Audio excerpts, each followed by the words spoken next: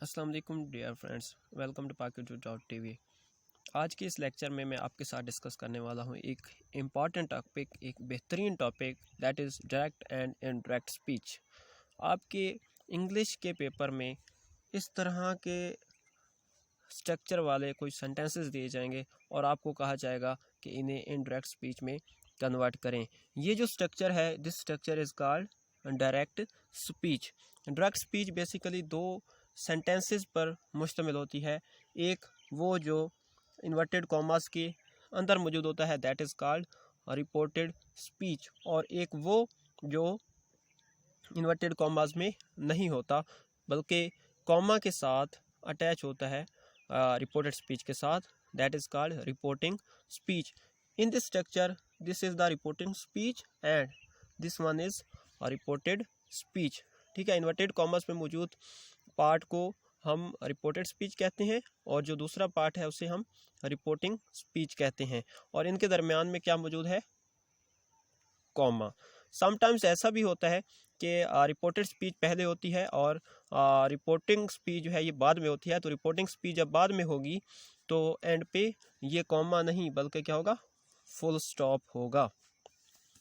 तो इस direct speech के स्ट्रक्चर को हमने इनडायरेक्ट स्पीच में कन्वर्ट करना है। तो इसके लिए हमें क्या करना होगा, ये हम इस वीडियो में कंप्लीट डिटेल के साथ डिस्कस करने वाले हैं। साथ बहुत सारी एग्जांपल्स भी डिस्कस करेंगे, और वो एग्जांपल्स आपको डायरेक्ट इनडायरेक्ट स्पीच में जो कन्वर्जन है, मींस डायरेक्ट स्पीच की इनडायरेक्ट स्पीच में जो कन्वर्जन है उसको बहुत ज़्यादा आसान कर देंगे इंशाल्लाह।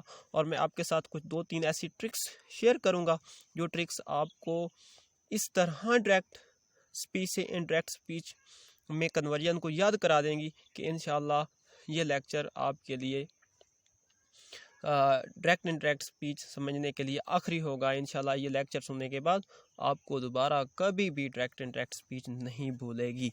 तो वीडियो को स्टार्ट करते हैं, लेकिन इससे पहले एक छोटी सी रिक्वेस्ट कि अगर अब तक भी आपने Pakiju.tv को सब्सक्राइब नहीं किया तो सब्सक्राइब कर लें और बेल आइकन को प्रेस कर लें ताकि हर एक लेक्चर की नोटिफिकेशन आपके पास बर वक्त पहुँच सके। तो गाइस स्टार्ट करते हैं कि डायरेक्ट स्पीच को इनडायरेक्ट स्पीच में कन्वर्ट करने के लिए क्या रिक्वायर्ड चेंजेस हैं, क्या कुछ करना ज़रूरी है। तो फर्स्ट ऑफ ऑल यहाँ पर मौजूद कॉमा, सबसे पहला काम आपने ये करना है कि रिपोर्टिंग स्पीच और रिपोर्टेड स्पीच के दरमियान जो मौजूद कॉमा है उसको ख़त्म करना है। इस कॉमा को सबसे पहले आपने ख़त्म करना है। ओके, इसके बाद आपने इन्वर्टेड कॉमास को भी ख़त्म कर देना है। लेकिन यहाँ पे एक पॉइंट बड़ा इम्पोर्टेंट है, समझने वाला है, कि जब आप इस कॉमा को मीन्स इस कॉमा को जब आप रिमूव करेंगे तो इस कॉमा को रिमूव करने के बाद कोई स्पेसिफिक वर्ड लगाएंगे। वो क्या वर्ड होगा ये बात हम बाद में डिस्कस करते हैं। और तमाम तर साइंस रिपोर्टेड स्पीच के बाद, इन्वर्टेड कॉमर्स के बाद देखें ना, रिपोर्टेड स्पीच में जो इन्वर्टेड कॉमर्स में मौजूद सेंटेंस है वो सिंपल हो सकता है, नेगेटिव हो सकता है, इसके बाद वो इंट्रोगेटिव हो सकता है, वो एक्सक्लेमेटरी हो सकता है, वो इम्पेरेटिव हो सकता है। तो हर एक सेंटेंस के अकॉर्डिंग एंड पे या फुल स्टॉप होगा या साइन ऑफ इंटरोगेशन होगा या साइन ऑफ एक्सक्लेमेशन होगा। तो ऐसे साइंस एंड पे मौजूद होंगे। तो इनका क्या करना है, तमाम तर साइंस ख़त्म कर दिए जाएंगे। सिर्फ और सिर्फ इनडायरेक्ट स्पीच के एंड पे क्या होगा? फुल स्टॉप होगा। फुल स्टॉप के अलावा कोई भी साइन इनडायरेक्ट स्पीच के एंड पे नहीं होना चाहिए। ठीक है, आपने अगर डायरेक्ट को इनडायरेक्ट स्पीच में कन्वर्ट किया और ये कॉमा नहीं हटाया तो आपका उसी टाइम क्रॉस करके एग्जामिनर 0 मार्क लगा देगा। अगर आपने इन्वर्टेड कॉमास को ख़त्म नहीं किया तो फिर भी आपको 0 मार्क्स दिए जाएंगे। ठीक है, आपने इनडायरेक्ट स्पीच में हरगिज़ ये कॉमा नहीं छोड़ना, ना इन्वर्टेड कॉमास को छोड़ना है। दो ये चीज़ें, और तीसरी एट द एंड सिर्फ और सिर्फ फुल स्टॉप होना चाहिए। फुल स्टॉप के अलावा कोई भी और साइन नहीं होना चाहिए। अगर आपने इन तीनों चीज़ों में से कोई भी चीज़ इनडायरेक्ट स्पीच में छोड़ दी तो इसका मतलब ये है कि एग्जामिनर आपको फ़ौरन क्रॉस करके 0 मार्क देगा। तो आपने ये 3 मिस्टेक्स नहीं करनी। नंबर 1, कॉमा लाजमी हटाना है, कॉमा नहीं छोड़ना। इन्वर्टेड कॉमर्स इनडायरेक्ट स्पीच में हरगिज़ नहीं होने चाहिए, और इनडायरेक्ट स्पीच में फुल स्टॉप के अलावा एंड पे कोई और sign like sign of interrogation या साइन ऑफ एक्सक्लेमेशन वगैरह नहीं होना चाहिए। ठीक है, ये 3 मिस्टेक्स वो वैध मिस्टेक्स हैं जिनकी वजह से आपका सेंटेंस 100% गलत होगा, उसे कोई करेक्ट नहीं करेगा। इसके बाद जो है कॉमा आपने हटा लिया, तो कॉमा के बाद क्या करेंगे, लेकिन कॉमा जो हटाया, कॉमा हटा के क्या वर्ड लगाएंगे ये हम पहले डिस्कस करते हैं, इसके बाद कॉमा के बाद होने वाली तब्दीलियों को देखेंगे। तो कॉमा हटा के स्पेसिफिक क्या वर्ड लगाना है इस पर डिस्कशन करते हैं। तो कॉमा हटा के कॉमे की जगह पे क्या वर्ड लगाना है ये हमें कौन बताएगा, sentence in the inverted commas. Inverted commas में मौजूद जो सेंटेंस है मीन्स रिपोर्टेड स्पीच क्या है, रिपोर्टेड स्पीच हमें बताएगा कि कॉमे को हटा के उसकी जगह पे क्या नया वर्ड लगाना है। अब देखें, अगर reported speech mean inverted commas में मौजूद सेंटेंस सिंपल और नेगेटिव सेंटेंस है जिनको हम कलेक्टिवली असर्टिव सेंटेंसेस कहते हैं, तो आपने कॉमे को हटा के दैट लगाना है। ठीक है, ये मैं कॉमे को हटा के क्या क्या वर्ड्स लगाने हैं सब के लिए बता दूंगा। हर एक टाइप ऑफ सेंटेंस के लिए पहले रूल्स बताता हूँ। रूल्स जैसे ही मैं कर लूँगा तो फ़ौरन हम कुछ एग्जांपल्स देखेंगे जिनकी मदद से हम देखेंगे कि अगर सिंपल या नेगेटिव है तो हमने वाकई यहाँ पे कॉमा हटा के दैट लगाना है। पहले मैं आपको यहाँ इस वीडियो में सारे रूल्स बताता जाऊँगा और इसके बाद फ़ौरन हम रूल्स को अप्लाई करेंगे। ठीक है, अब कॉमा को हटा के यहाँ सिंपल और नेगेटिव के लिए हमने दैट लगाना है। ठीक है, इसके बाद अगर रिपोर्टेड स्पीच इंट्रोगेटिव सेंटेंस हो तो इसके लिए 2 केसेस हैं। कितने केसेस हैं? इंट्रोगेटिव के लिए 2 केसेस हैं। अगर WH फैमिली हो तो आपने कॉमे को हटा के कोई वर्ड भी इस्तेमाल नहीं करना। You will not use any word when reported speech is an interrogative sentence that belongs to WH फैमिली। और अगर इंट्रोगेटिव सेंटेंस की दूसरी कैटेगरी हो, दूसरा केस हो, लाइक वो इंट्रोगेटिव सेंटेंसेस हों रिपोर्टेड स्पीच में जो कि हेल्पिंग वर्ब से स्टार्ट होते हैं, like do, does, is, am, are, has, have, had, was, were, did, इस तरह के हेल्पिंग वर्ब से जो स्टार्ट होने वाले हैं, that this is the second category for interrogative sentences. और ये जो है जब रिपोर्टेड स्पीच में मौजूद होंगे तो आप कॉमे को हटा के इफ़ और वेदर का इस्तेमाल करेंगे। ठीक है, इंट्रोगेटिव के लिए हमने 2 केसेस देखे, एक WH फैमिली वाला जिसमें आप कॉमा को हटा देंगे, कॉमा ख़त्म कर देंगे, कॉमे की जगह कोई वर्ड इस्तेमाल नहीं करेंगे। दूसरा हमने इंट्रोगेटिव का केस ये देखा कि आप कॉमे को हटा देंगे और कॉमे को हटा के इफ़ या वेदर लगा देंगे। ओके, इसके बाद अगर हम बात करें इम्पेरेटिव सेंटेंसेस की, अगर रिपोर्टेड स्पीच इम्पेरेटिव सेंटेंस हो तो आप कॉमे को हटा के टू लगाएंगे। ओके, और अगर यहाँ एक्सक्लेमेटरी सेंटेंसेस हों या ऑप्टेटिव सेंटेंसेस हों, एक्सक्लेमेटरी या ऑप्टेटिव सेंटेंसेस के केस में कॉमे को हटा के दैट लगाया जाता है। Okay, these were some rules और अब हम इन रूल्स को अप्लाई करते हैं। Here is one sentence, he says you are my brother, you are my brother, this is the reported speech. अब reported speech you are my brother की बात करें तो दिस इज असर्टिव सेंटेंस, ये एक सिंपल सेंटेंस है, positive sentence.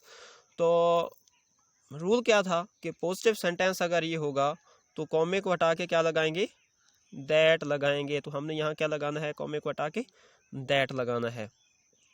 और second example अगर देखें he says is he your brother. अब यहाँ देखें is in the start of the sentence. Is ये मतलब हेल्पिंग वर्ब है, हेल्पिंग वर्ब रिपोर्टेड स्पीच के स्टार्ट में है, और इस तरह ये इंट्रोगेटिव सेंटेंस है। तो हमने इंट्रोगेटिव के 2 रूल्स पढ़े थे, जिनमें से इंट्रोगेटिव सेंटेंस जिसके स्टार्ट में हेल्पिंग वर्ब हो उसके लिए रूल ये था कि कॉमे को हटा के हम इफ़ या वेदर लगाएंगे, और चूंकि ये इसी कैटेगरी में फॉल करता है इसलिए इस सेंटेंस के केस में कॉमे को हटा के इफ़ और वेदर या इफ़ लगाएंगे या वेदर लगाएंगे, दोनों ठीक है। इनमें से कोई एक वर्ड कॉमे को हटा के लगाना होगा। यहीं पे एक और example, he says what is your name. उसने कहा या वो कहता है तुम्हारा क्या नाम है, व्हाट इज़ योर नेम। अब यहाँ देखें क्वेश्चन है, साइन ऑफ इंटरोगेशन बता रहा है कि इंट्रोगेटिव सेंटेंस है, व्हाट कह रहा है कि ये व्हाट WH फैमिली है। तो WH फैमिली वाले इंट्रोगेटिव सेंटेंसेस के केस में हम कॉमे को हटा के कोई भी वर्ड नहीं लगाते। तो इस सेंटेंस के केस में कॉमा तो हटा दिया जाएगा लेकिन कॉमे को हटा के कोई भी वर्ड इस्तेमाल नहीं करना। नेक्स्ट देखिए, he says hurrah I have won the match. This is exclamatory sentence. तो एक्सक्लेमेटरी सेंटेंस के लिए क्या हमने पढ़ा था कि कॉमा हटा के क्या लगाना है, दैट। तो इस सेंटेंस के केस में चूंकि ये एक्सक्लेमेटरी सेंटेंस है तो कॉमा हटा के हम दैट इस्तेमाल करेंगे। नेक्स्ट अगर बात करें, नेक्स्ट एग्जांपल देखें, he says may Allah bless you. ये ऑप्टेटिव सेंटेंस है, दुआया फ़िक्रा है। तो दुआया फ़िक्रे के केस में, ऑप्टेटिव सेंटेंस के केस में हमने पढ़ा था कि कॉमा हटा के क्या लगाएंगे, दैट लगाएंगे। तो इस सेंटेंस के केस में चूंकि रिपोर्टेड स्पीच एक ऑप्टेटिव सेंटेंस है तो कॉमा हटा के दैट इस्तेमाल करना होगा। इसके बाद कॉमा हमने हटा दिया, कॉमा के लिए रूल्स पढ़ लिए कि क्या रिपोर्टेड स्पीच होगा, तो उस रिपोर्टेड स्पीच के अकॉर्डिंग हम क्या वर्ड लगाएंगे या वर्ड नहीं लगाएंगे, तो हमने देख लिया। इसके बाद जो इन्वर्टेड कॉमास हैं उनको खुद ब खुद आपने ख़त्म कर देना है, इन्वर्टेड कॉमास इंटरेक्ट में नहीं होते। कॉमा ख़त्म कर दिया, कॉमे के बाद नेक्स्ट जो स्टेप बचता है that is replacement of pronouns. Pronouns को कैसे तब्दील करना है इस पे बात करते हैं। रिपोर्टेड स्पीच में आपको जहाँ कहीं भी आई या वी नज़र आए, आई या वी रिपोर्टेड स्पीच में आपको जहाँ कहीं भी नज़र आए तो उसकी जगह आपने रिपोर्टिंग स्पीच का सब्जेक्ट लिख देना है। मीन्स यहाँ पे फ़र्ज़ करें क्या था, सपोज दैट यहाँ ही था और यहाँ इस सब्जेक्ट की जगह क्या था, आई था, तो आई की जगह पे यहाँ क्या आ जाएगा, इंटरेक्ट के केस में ही आ जाएगा। ठीक है, आप आई या वी को रिपोर्टेड स्पीच में जहाँ कहीं भी देखेंगे तो उसको आप रिपोर्टिंग स्पीच के सब्जेक्ट के साथ रिप्लेस कर देंगे, मतलब आई या वी की जगह रिपोर्टिंग स्पीच का सब्जेक्ट आ जाएगा। ओके, और अगर आप रिपोर्टेड स्पीच में कहीं भी यू देख लें, इस यू को आप रिपोर्टिंग स्पीच के ऑब्जेक्ट के साथ रिप्लेस करेंगे। मतलब जहाँ कहीं भी आपको रिपोर्टेड स्पीच में यू नज़र आएगा तो उसकी जगह रिपोर्टिंग स्पीच का ऑब्जेक्ट आपने लगा देना है। सपोज दैट इसमें फ़र्ज़ करें यहाँ कहीं यूआर लिखा हुआ आ गया और यहाँ क्या लिखा हुआ था, माई। ओके, तो आपने क्या करना है, यहाँ पर मौजूद जो यूअर है उसकी जगह क्या लिख देना है, माई लिख देना है। क्योंकि रूल क्या है, रिपोर्टेड स्पीच में मौजूद यू या यू की कोई फॉर्म, पोजेसिव या ऑब्जेक्टिव, कोई किसी फॉर्म में, सब्जेक्टिव, पोजेसिव या ऑब्जेक्टिव, तीनों में से किसी फॉर्म में भी यू मौजूद है तो उसकी जगह रिपोर्टिंग स्पीच का ऑब्जेक्ट आ जाएगा। उम्मीद करता हूँ कि ये भी आपको समझ आ गई होगी। नेक्स्ट अगर बात करें रिपोर्टेड स्पीच में, अगर आपको ही, शी या इट नज़र आता है थर्ड पर्सन, तो आपने कोई रिप्लेसमेंट नहीं करनी, ये एज इट इज़ जैसे हैं वैसे के वैसे वहाँ मौजूद रहेंगे। मैं इस बात को दोबारा रिपीट कर रहा हूँ कि अगर आपको रिपोर्टेड स्पीच में कहीं भी आई या वही नज़र आता है तो आप सब्जेक्ट ऑफ रिपोर्टिंग स्पीच के साथ इसे रिप्लेस करेंगे। और अगर कहीं भी आपको यू नज़र आता है रिपोर्टेड स्पीच में तो आप रिपोर्टिंग स्पीच के ऑब्जेक्ट के साथ इसे रिप्लेस करेंगे। और अगर ही, शी, इट या कोई नेम आता है तो इसे आप रिप्लेस नहीं करेंगे, ये एज इट इज़ जैसा कि रिपोर्टेड स्पीच में मौजूद है उसी तरह ये रिपोर्टेड स्पीच में रहेंगे। आई होप दैट आपको रिप्लेसमेंट ऑफ प्रोनाउन भी समझ आ गया होगा। ये 3 चीज़ें आपने याद रखनी है जो कि मैंने 2 दफ़ा रिवाइज़ की हैं। उम्मीद करता हूँ कि आपको समझ आ गई होगी। अगर फिर भी नहीं समझ आती तो आप कमेंट बॉक्स में मुझे कमेंट कर दें, तो मैं आपको इंशाअल्लाह दोबारा एक और वीडियो में इसे एक्सप्लेन कर दूँगा। लेकिन उम्मीद है कि आपके लिए यही वीडियो ही काफ़ी होगी और इंशाअल्लाह इससे आपको बहुत सारी चीज़ें क्लियर हो जाएंगी। अब एग्जांपल्स देखते हैं, अब अप्लाई करते हैं कि कैसे हमने प्रोनाउन की तब्दीली करनी है, प्रोनाउन को चेंज करना है। अब यहाँ पे हमारे पास एक सेंटेंस है, ही said I live in the city centre. अब देखें यहाँ पर आई आपको नज़र आया तो आई को किसके साथ चेंज कर देना है, ही के साथ। तो यहाँ देखें जब इंटरेक्ट स्पीच किया तो आई की जगह पे क्या आ गया, सब्जेक्ट ऑफ रिपोर्टिंग स्पीच। अब यहाँ देखें यहाँ पे ही है और यहाँ आई एम, आई, तो यहाँ जहाँ कहीं भी मैंने कहा था कि आई या वही रिपोर्टेड स्पीच में नज़र आएगा आपको तो आप रिपोर्टिंग स्पीच के सब्जेक्ट के साथ रिप्लेस करेंगे। तो यहाँ ही के साथ आई फिर रिप्लेस हो जाएगा, यू कैन सी। ठीक है, ये आई की जगह ही आ चुका है। यहाँ ही सेड आई हैव फिनिश्ड। अब यहाँ फिर आई है तो आई रिपोर्टेड स्पीच में आई सब्जेक्ट है और यहाँ क्या है, ही। तो आई रिपोर्टेड स्पीच में जहाँ कहीं भी आएगा तो हमारा रूल ये कहता है कि इसे रिपोर्टिंग स्पीच के सब्जेक्ट के साथ रिप्लेस करेंगे। तो रिपोर्टिंग स्पीच का जो सब्जेक्ट है वो यहाँ पर ही है तो आई की जगह पर ही आ जाएगा। He said I have been studying a lot. अब यहाँ फिर अगेन आई आया खड़ा है तो आई को हम ही के साथ रिप्लेस कर देंगे, ही आ जाएगा यहाँ पर। ही said I arrived before you. अब यहाँ पर अगेन आई खड़ा है तो आई की जगह क्या आ जाएगा, यहाँ ही आ जाएगा। ओके, अब ऑलमोस्ट इन सब की सब एग्जांपल्स में आई को इस्तेमाल किया गया है और उसको ही के साथ रिप्लेस कर दिया गया है। ठीक है, सिमिलरली अगर यहाँ वही होता तो वही भी सब्जेक्ट के साथ रिप्लेस हो जाता, लेकिन प्लूरल के हिसाब से यहाँ ही नहीं बल्कि दे इस्तेमाल करना पड़ता क्योंकि वही प्लूरल है। तो प्लूरल के लिए प्लूरल, ठीक है, तो ही नहीं बल्कि वही इस्तेमाल करना पड़ता हमें। तो उम्मीद करता हूँ कि आपको इन एग्जांपल्स से काफ़ी ज़्यादा जो है सीखने को मिला होगा। आपको अब समझ आ चुकी होगी कि प्रोनाउन को कैसे रिप्लेस करना है। नेक्स्ट जो है टेंस में तब्दीली को देखते हैं कि टेंस को आप कैसे चेंज करेंगे। अगर टेंस की तब्दीली की बात करें तो ये हमें बताएगा reporting speech. Okay, tense reported speech का, इस रिपोर्टेड स्पीच का इन्वर्टेड कॉमर्स में मौजूद सेंटेंस का टेंस आपने चेंज करना है या नहीं करना, ये हमें कौन बताएगा, रिपोर्टिंग स्पीच बताएगी। रिपोर्टिंग स्पीच अगर प्रेजेंट टेंस में है या फ्यूचर टेंस में है तो टेंस को चेंज नहीं करना, you will not change tense. Okay, reporting speech हमें बताएगी कि रिपोर्टेड स्पीच में टेंस को तब्दील करना है या नहीं करना। अगर रिपोर्टिंग स्पीच प्रेजेंट या फ्यूचर में है तो there will be no change in tense.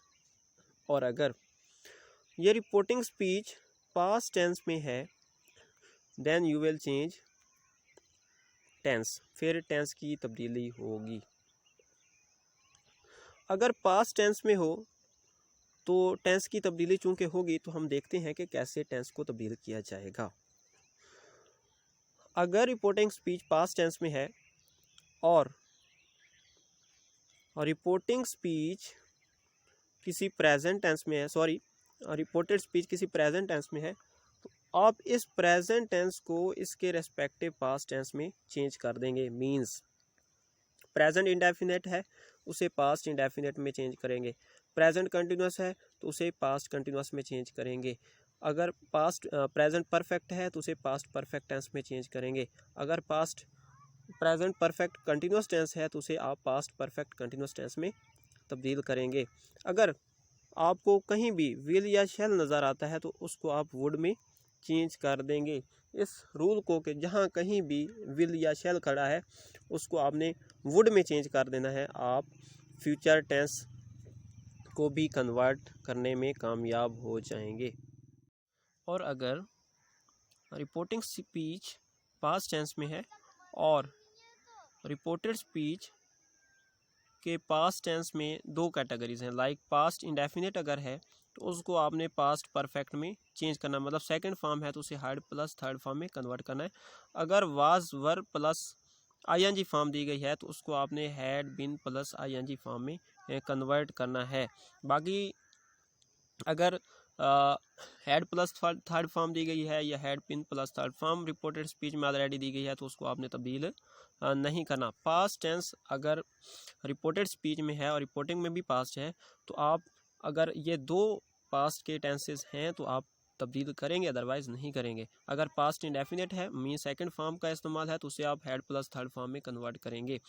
अगर वाज या वर का इस्तेमाल है तो उसे आप हैड बिन में कन्वर्ट करेंगे। ये दो चेंजिंग्स हैं अगर रिपोर्टिंग स्पीच में भी पास्ट टेंस हो और रिपोर्टेड स्पीच में पास्ट इंडेफिनिट और पास्ट कंटिन्यूस टेंस हो, मीन सेकंड फॉर्म का इस्तेमाल हो या वाज वर का इस्तेमाल हो, तो उसको इस तरह आपने तब्दील करना है।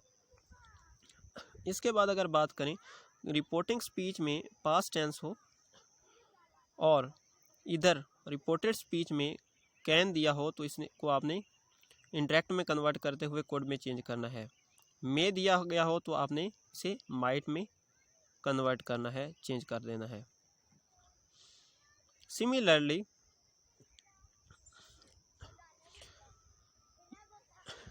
कुछ वर्ड्स हैं, अगर past tense reporting speech means reporting speech जो है ये पास्ट टेंस में हो तो कुछ वर्ड्स को भी हमने डायरेक्ट से इनडायरेक्ट में चेंज करते हुए कन्वर्ट करना होता है, चेंज करना होता है, रिप्लेस करना होता है।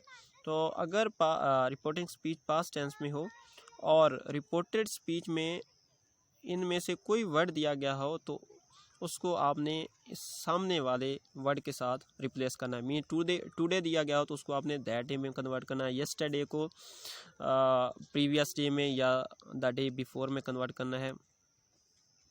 द डे बिफोर यस्टरडे को आपने 2 डेज बिफोर में कन्वर्ट करना है। टुमारो अगर दिया गया है तो उसको आपने द नेक्स्ट डे या द फॉलोइंग डे में कन्वर्ट करना है, मीन्स उसके साथ रिप्लेस करना है।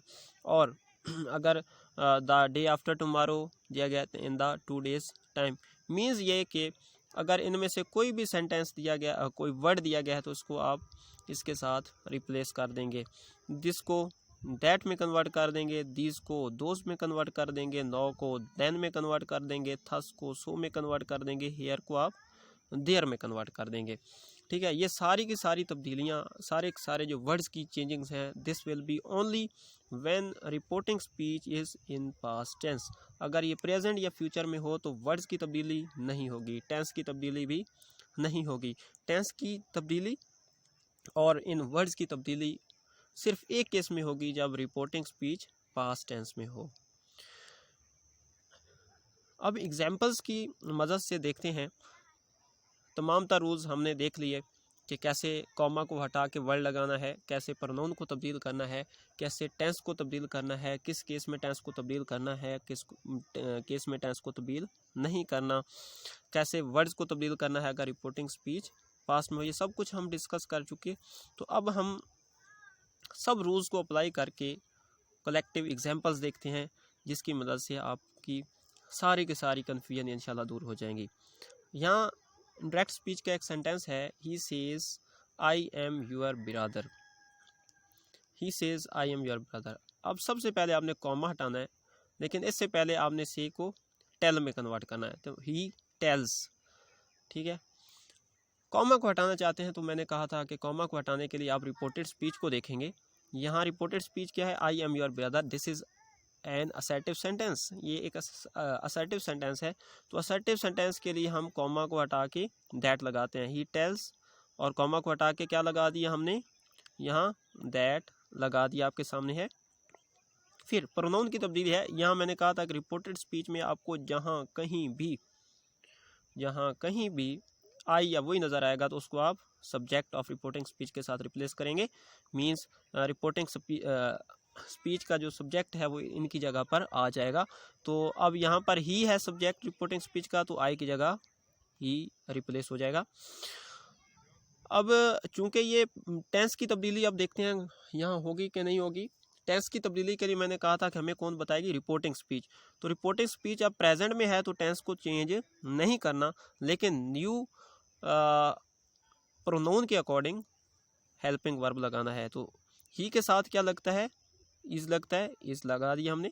अब यहाँ फिर यूआर लगा खड़ा, यूआर प्रोनाउन है। मैंने कहा था कि अगर रिपोर्टेड स्पीच में आपको कहीं भी यू नज़र आता है तो यू को आप यहाँ पर रिपोर्टिंग स्पीच के ऑब्जेक्ट के साथ रिप्लेस करेंगे। अब यहाँ तो ऑब्जेक्ट है ही नहीं, तो आप ही टेल्स मी, अब यहाँ पे मी को सपोज कर लें। ठीक है, तो मी है, मी की पोजेसिव फॉर्म क्या होगी, माई होगी, तो यू की जगह पोजेसिव फॉर्म ऑफ आई लगेगी, तो यहाँ पे यू आर की जगह पे माई आ जाएगा। क्यों, क्योंकि हम यू जहाँ कहीं भी रिपोर्टेड स्पीच में देखते हैं तो उसको रिपोर्टिंग स्पीच के ऑब्जेक्टिव प्रोनाउन के साथ, मतलब ऑब्जेक्ट में मौजूद प्रोनाउन के साथ रिप्लेस करते हैं। अगर ऑब्जेक्ट में प्रोनाउन नहीं दिया होता तो फिर हम सपोज करते हैं, कोई भी सपोज किया जाता है। यहाँ ज़रूरी नहीं है कि मी लें और उसके अकॉर्डिंग यहाँ माई करें, कोई और भी कर सकते हैं, माई ब्रदर, इस तरह करके हमने कन्वर्ट कर लिया। नेक्स्ट एग्जांपल देखते हैं, he said I am your brother, he उसी तरह लिख दिया, सेड को किस में चेंज कर दिया, टोल्ड में, अब ये पास्ट में है। अब आई एम योर ब्रदर, कॉमा को हटाना है तो इस सेंटेंस को देखना है, इन्वर्टेड कॉमास वाले को। तो ये सिंपल है, मीन असर्टिव सेंटेंस है, तो कॉमा हटा के क्या लगाना होगा, दैट। ओके, दैट लगा दिया हमने। अब आई को किसके साथ रिप्लेस करना है, सब्जेक्ट ऑफ रिपोर्टिंग स्पीच, तो सब्जेक्ट क्या है, ही, तो ही की जगह आई की जगह ही आ जाएगा। अब नेक्स्ट देखें, एम। अब यहाँ टेंस की तब्दीली करनी है या नहीं करनी वो देखते हैं। अब हमें पता है कि रिपोर्टेड स्पीच में मौजूद टेंस को चेंज करना है या नहीं करना, ये हमें कौन बताता है, रिपोर्टिंग स्पीच बताती है। रिपोर्टिंग स्पीच हमें बताती है कि यहाँ पर मौजूद रिपोर्टेड स्पीच का टेंस चेंज करना है या नहीं करना। तो चूंकि ये पास्ट में है तो रूल ये कहता है कि अगर पास्ट में रिपोर्टिंग स्पीच हो तो टेंस तब्दील किया जाता है। और यहाँ पर एम है तो एम को मैंने कहा था कि एम इज़ एम आर को किस में कन्वर्ट करते हैं, वाज वर में। प्रेजेंट टेंस को उसके रेस्पेक्टिव पास्ट टेंस में कन्वर्ट करते हैं। तो इज़ एम आर के सामने वाला जो पास्ट वाला है वो क्या है, was were containing helping verb tense है। तो इसमें क्या आएगा, ही वाज। अब यूअर, फिर यू आ गया, यू को तो objective pronoun means reporting speech के ऑब्जेक्ट में मौजूद प्रोनाउन के साथ रिप्लेस करना। यहाँ कुछ नहीं दिया हुआ तो ही सेड टू मी। अब यहाँ पे ही टोल्ड मी, यहाँ लिखो या ना लिखो टोल्ड मी, वैसे तो सपोज कर लो। तो यहाँ क्या करना होगा, यहाँ पे मी आपने सपोज किया तो मी का पोजेसिव फॉर्म मीन्स आई का पोजेसिव फॉर्म को क्या बनता है, माई, तो यहाँ पे माई आ जाएगा। इस तरह आपने इसको कन्वर्ट कर लिया डायरेक्ट से इनडायरेक्ट में। और एट द एंड क्या आना चाहिए, फुल स्टॉप आना चाहिए, वो एज इट इज़ लगा हुआ है। He says what was he your brother. अब यहाँ क्वेश्चन पूछा गया है तो यहाँ क्या होगा, ही आस्क्ड।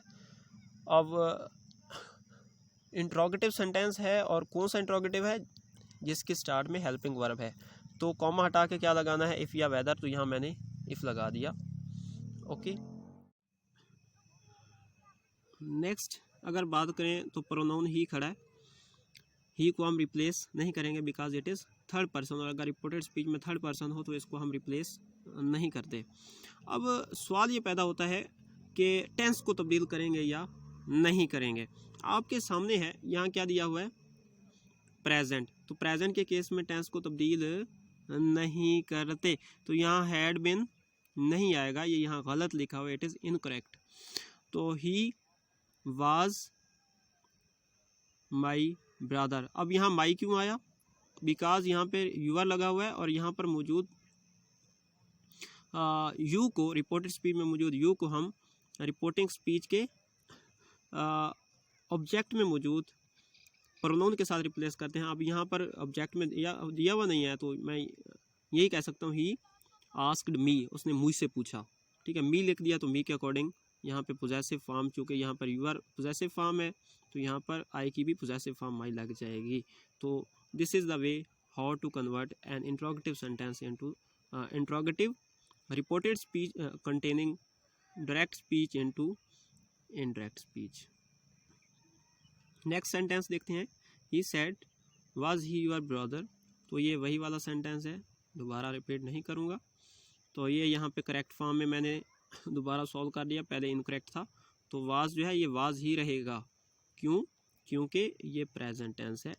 जब प्रेजेंट टेंस में रिपोर्टिंग स्पीच होती है तो रिपोर्टेड स्पीच वाले टेंस को हम तब्दील नहीं करते। He says what is your name, he asks, ये प्रेजेंट में ही है, ही आस्क्स। तो चूँकि देखें यहाँ वट वाला इंट्रोगेटिव है, तो इसलिए यहाँ कोई वर्ड लगाएंगे नहीं, एज इट इज़ यहाँ वट ही आ जाएगा, कॉमा हटा के कोई वर्ड इस्तेमाल नहीं करेंगे। अब सवाल ये पैदा होता है कि यहाँ पर जो है इस था, यहाँ वाज क्यों है, एक्चुअली यहाँ गलत लिखा हुआ है। Okay, what my name is, यहाँ पर क्या आएगा, इज़ ही आएगा। क्यों, क्योंकि जब ये प्रेजेंट टेंस में है रिपोर्टिंग स्पीच, तो रिपोर्टेड स्पीच में मौजूद टेंस को हम तब्दील नहीं करेंगे। और दूसरा, आपके दिमाग में ये सवाल आ रहा होगा कि यहाँ इज़ था तो इस केस में यहाँ इज़ क्यों लेके आ गया। देखें, अगर व्हाट के फ़ौरन बाद हेल्पिंग वर्ब लगा दिया तो ये इंट्रोगेटिव सेंटेंस ही बनेगा, तो फिर इसके एंड पे साइन ऑफ इंट्रोगेशन लगाना पड़ेगा, जो कि तो इंटरेक्ट स्पीच में गलत होता है।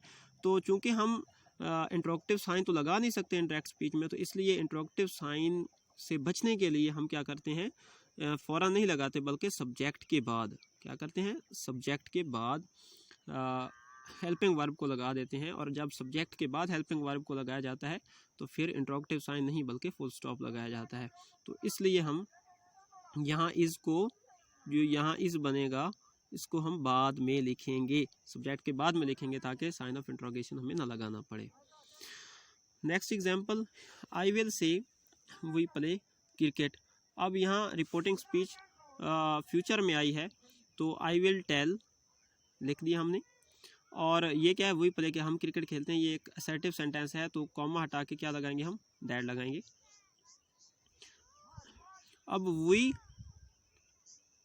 और यहाँ आई, तो इसकी जगह क्या आ जाएगा, ये आई आ जाएगा, आई, और प्ले एज इट इज़ आ जाएगा, क्योंकि टेंस को तब्दील नहीं करना, क्योंकि रिपोर्टिंग स्पीच में फ्यूचर टेंस है। जब रिपोर्टिंग स्पीच में फ्यूचर होता है तो रिपोर्टेड स्पीच का टेंस हम तब्दील नहीं करते, तो that I play cricket as it is आ जाएगा, टेंस को तब्दील हम नहीं करेंगे। नेक्स्ट एग्जांपल देखते हैं, the teacher said open the door. अब यहाँ देखें, ये एक इम्पेरेटिव सेंटेंस आ गया और टीचर ऑर्डर करता है, द टीचर ऑर्डर्ड। अब ये चूँकि इम्पेरेटिव है तो कॉमा हटा के टू लगाएंगे और इसके बाद open the door as it is आ जाएगा। चूँकि टू के बाद फर्स्ट फॉर्म ही लगती है और कोई फॉर्म लगा नहीं सकते हम, टेंस की तब्दीली यहाँ पे भी नहीं हो पाएगी।